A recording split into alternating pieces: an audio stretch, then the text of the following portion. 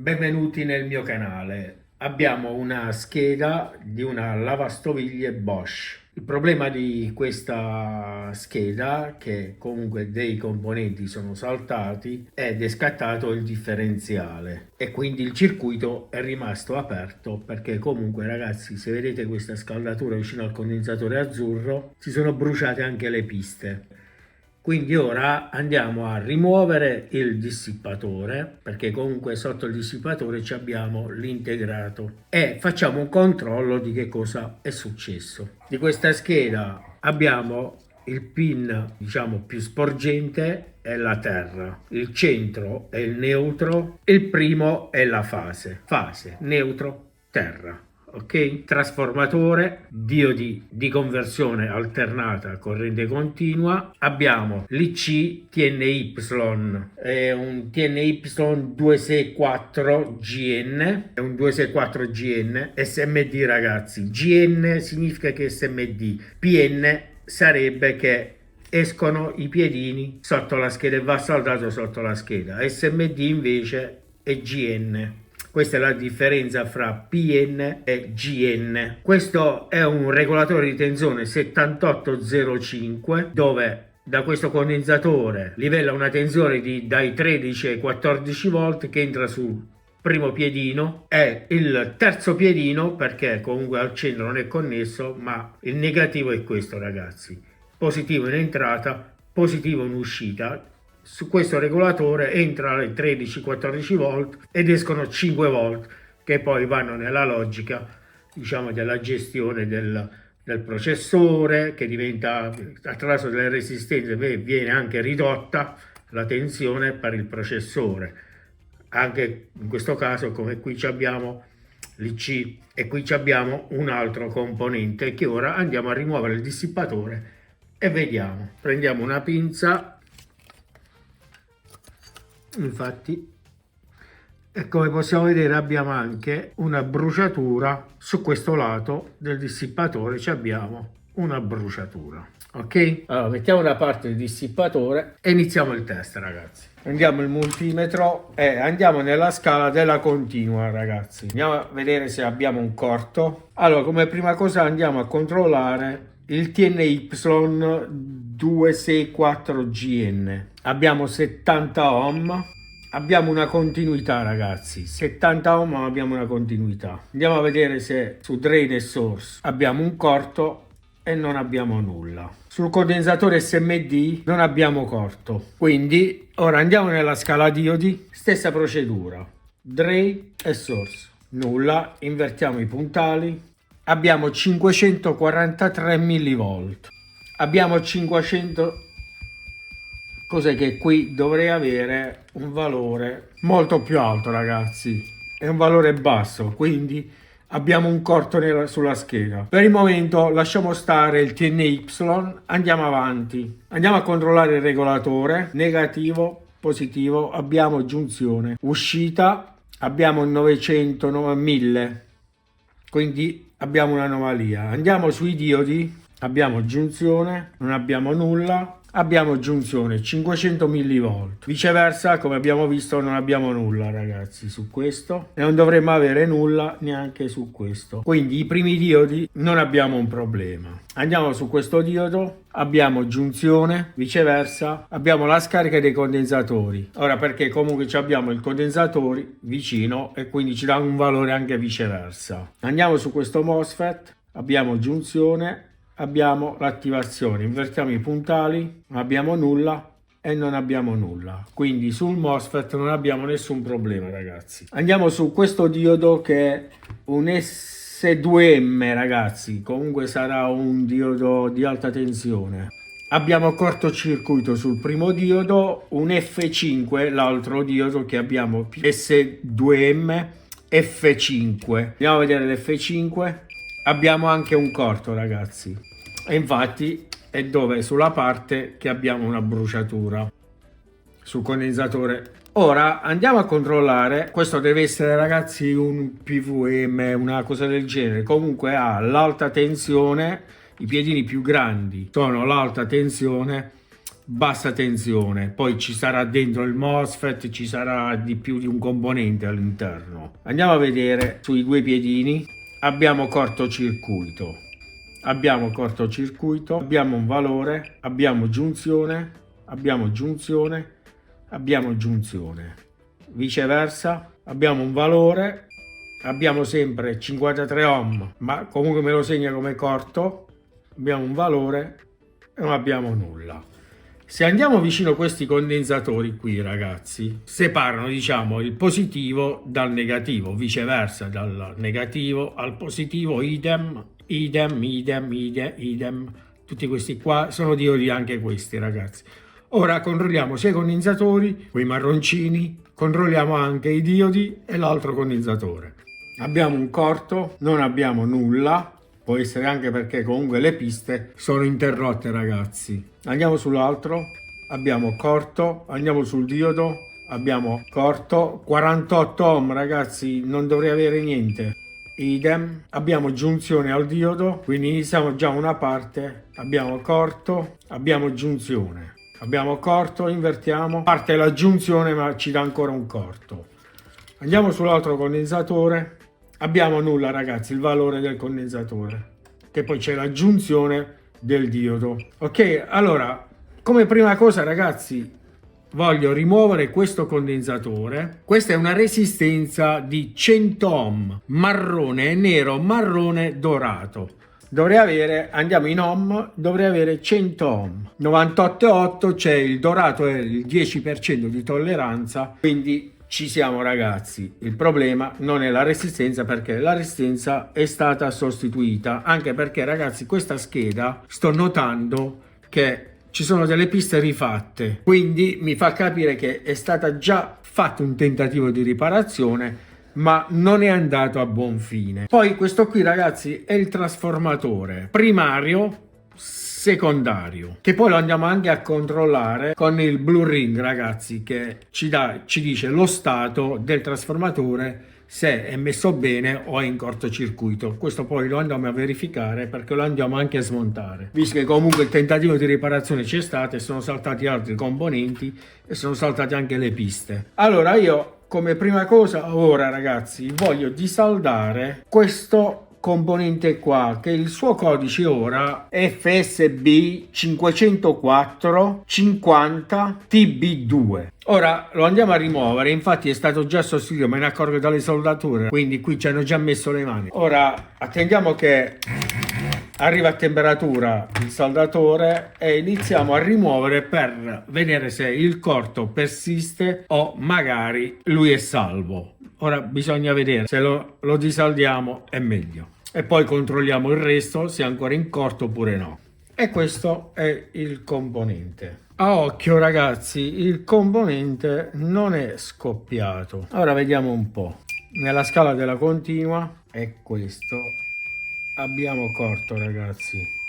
Infatti, ragazzi, è scoppiato. Ragazzi, notate questa crepa? È scoppiato, ragazzi. Infatti, se guardiamo il dissipatore, lui è posizionato in questo modo. Dove abbiamo la crepa, abbiamo la sfiammata. Infatti non devono comunicare da un lato e l'altro i piedini. Ho un valore ohmico, a parte che basso non dovrei avere un valore ohmico, perché il valore deve essere all'infinito. Ora mettiamo da parte che comunque sappiamo che lui è scoppiato, è andato in cortocircuito. Ora rifacciamo il test a vedere se sui due diodi che abbiamo controllato e su questi condensatori abbiamo ancora un corto. Sempre scala della continuità, ragazzi.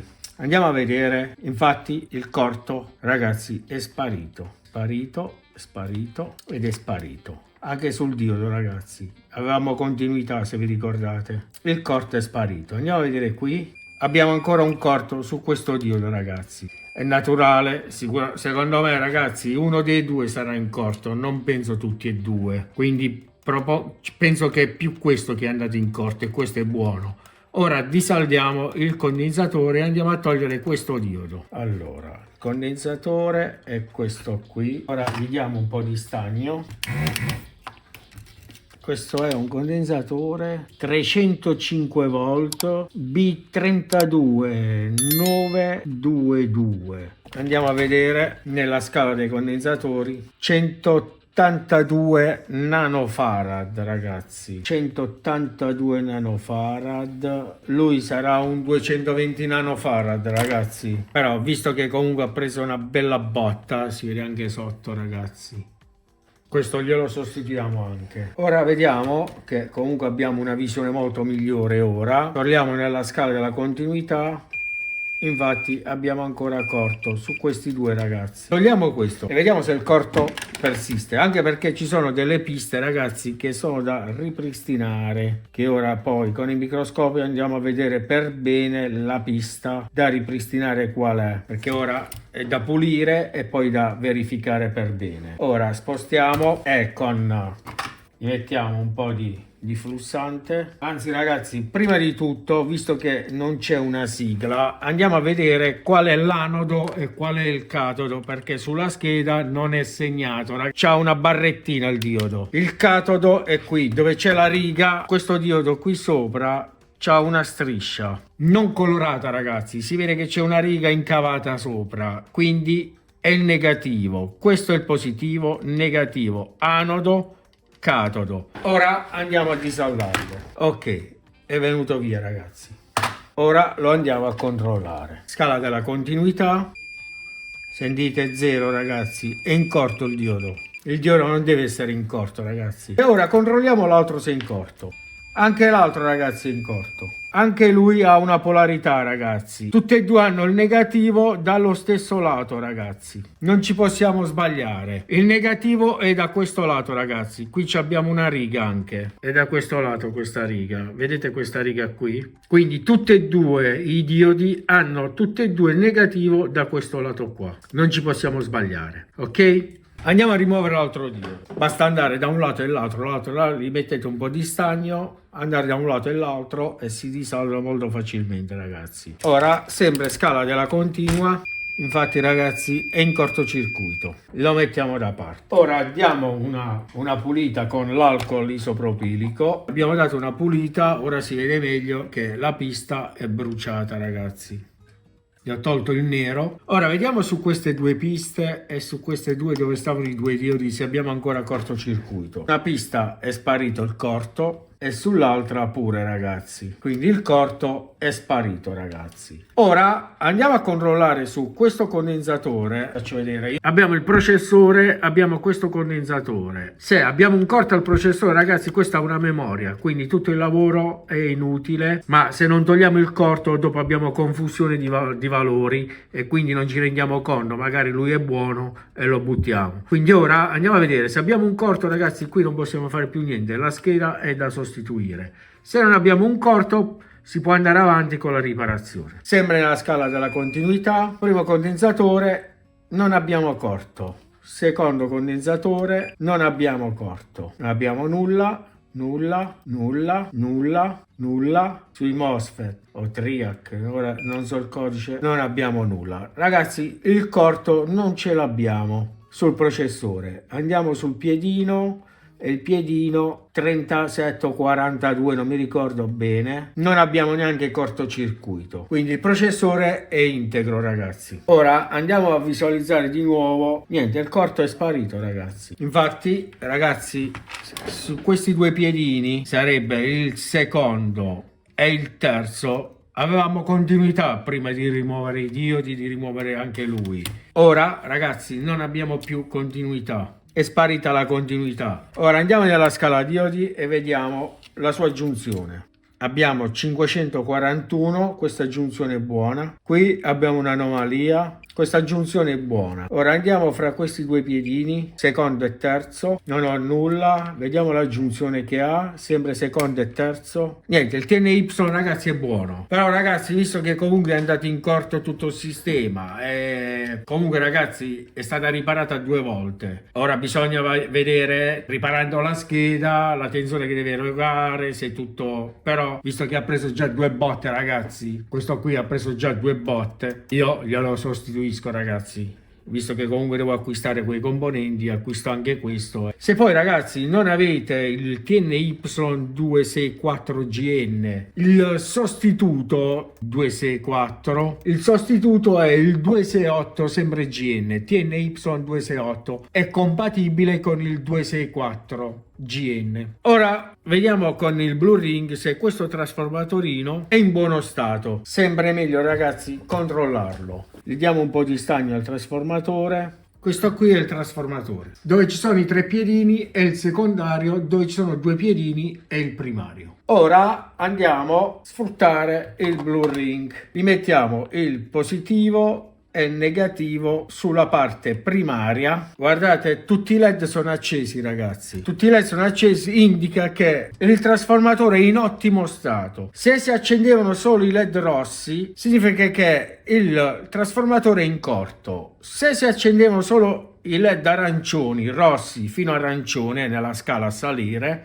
significa che il trasformatore non è in ottimo stato, può andare ma comunque è quasi che manca poco che va in corto. Quando si accendono tutti i LED, compreso arrivare i LED verdi, tutti i LED verdi, significa che il trasformatore è in ottimo stato. Ora se vado a cortocircuitare il secondario, vedrete che si spegneranno le luci arancioni e verdi e rimarranno quelle rosse. Guardate, si spegne definitivamente ragazzi, perché ho messo in corto il secondario. Se io lascio ragazzi è come se lui legge che le spire che ci sono del trasformatore sono in corto, ok?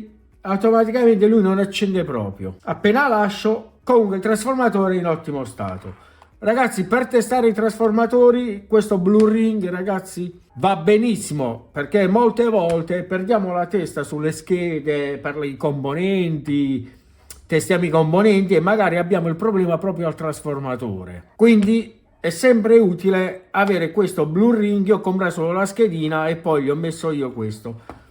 Questo si è scollato, l'avevo incollato qua ed è molto comodo ragazzi. Poi se ce lo vogliamo creare nella base un supporto più grande con il pulsante e 2 coccodrilli, e quindi sappiamo che il trasformatore è in ottimo stato. Quindi ora ragazzi, io questi componenti qua, questi diodi sì ce li ho, ma questo tipo di condensatore non ce l'ho perché ce l'ho superiore, e questo integrato o VPVM, PM, non mi ricordo, non è un IPM ragazzi, è una specie di IPM molto più piccolo, chiamiamolo IPM ma non lo è ragazzi, c'è un altro nome che ora non ricordo. Visto che vado, comunque ne avrò pochissimi anche di questi diodi, quindi andrò a acquistare anche questi diodi, questo e questo qua ragazzi. Questa prima parte, e andrò anche a sostituire il TNY che vi farò vedere nella seconda parte come disaldarlo, e ricolleghiamo il tutto. Bene ragazzi,